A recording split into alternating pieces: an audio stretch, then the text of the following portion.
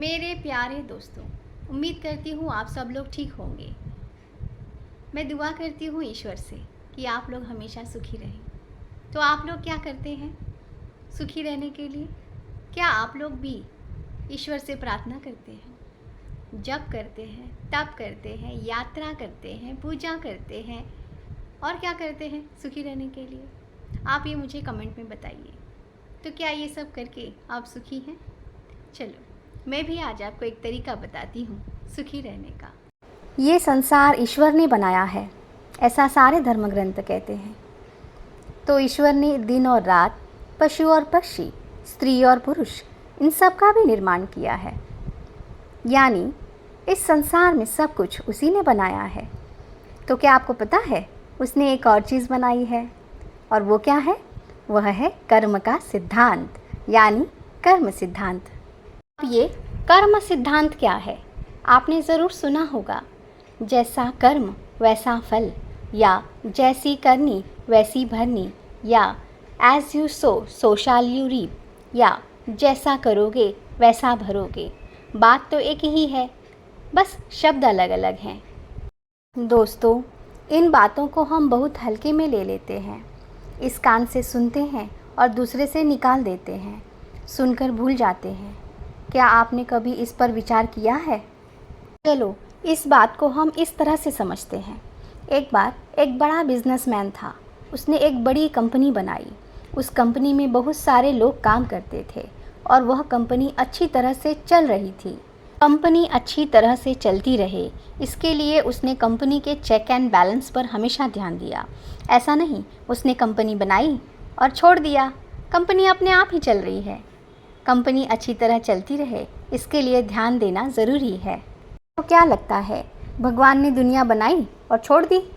नहीं, भगवान ने दुनिया बनाई और चेक एंड बैलेंस भी रखा, जिसे कहते हैं कर्म सिद्धांत। यानी अगर आप किसी को दुख देंगे तो आपको भी दुख ही मिलेगा। आप किसी से नफ़रत करेंगे तो आपको भी नफ़रत ही मिलेगी। अगर आप भेदभाव करेंगे तो आपको भी भेदभाव का सामना करना पड़ेगा। यानी कर्म और फल मिरर इमेज जैसा काम करते हैं। जैसा आपका रूप होगा वैसा ही आपका प्रतिबिंब आईने में होगा। उसी तरह जैसा कर्म होगा वैसा फल होगा।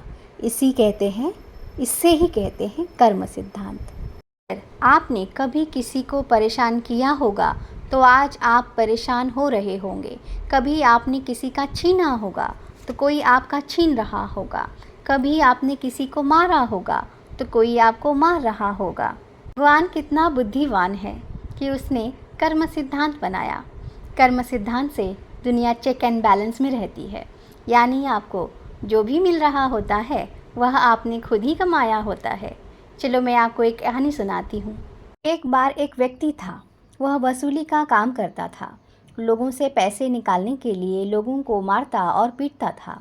उसकी एक आदत थी, जब भी वह किसी को मारता तो पैरों को ही निशाना बनाता, लोगों को मारकर उनको लंगड़ा बना देता था। ऐसा न जाने कितने लोगों के साथ किया उसने। एक दिन उसे पैरालिसिस अटैक आ गया और उसके आधे अंग काम करना बंद कर देते हैं। बहुत इलाज करने पर भी वह पूरी तरह ठीक नहीं हो पाया। आज वह भी लंगड़ कर चलता है। दूसरों को लंगड़ा बनाने वाला खुद लंगड़ कर चलने लगा। यानी आप ये समझ लो, जो आप कर रहे हो वही आपको आने वाले समय में मिलेगा। तो अपने भविष्य को जानने के लिए किसी भी पंडित या जोशी के पास जाने की ज़रूरत नहीं है। आप अपने कर्मों को देख लो, वही आपको भविष्य में मिलने वाला है। तो अब तक आपको पता चल ही गया होगा कि सुखी रहने का तरीका क्या है। यानी सुखी रहने का तरीका है अच्छा कर्म करना। अब ये अच्छा कर्म क्या है? प्रेम पूर्ण व्यवहार करना, दया की दृष्टि रखना, सभी का अच्छा हो, मंगल हो, शुभ हो, ऐसा भावना रखना, ये श्रेष्ठ कर्मों में आता है।